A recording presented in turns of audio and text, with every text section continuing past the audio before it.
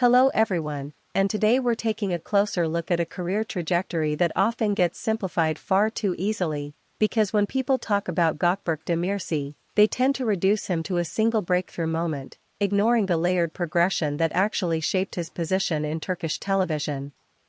His rise through the daily drama format, especially with Yamin, did not simply hinge on popularity but on endurance, consistency, and the ability to sustain emotional tension across hundreds of episodes, which is a very different discipline compared to primetime series.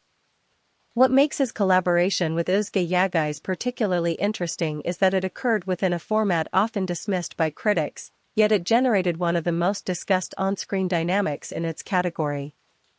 Their chemistry became a focal point not because it followed conventional romantic tropes, but because it developed gradually under narrative constraints that required subtlety rather than dramatic escalation.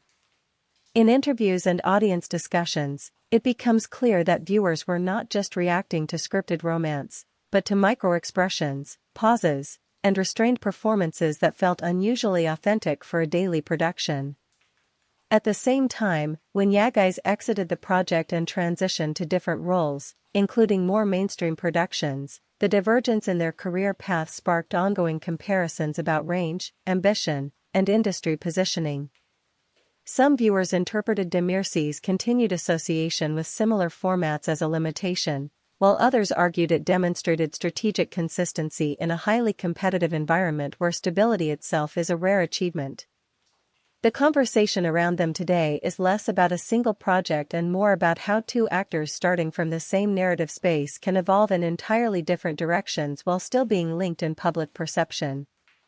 So the real question is not who succeeded more, but how differently success can be defined in an industry that constantly reshapes its own standards. What do you think matters more in the long run, reinvention or consistency?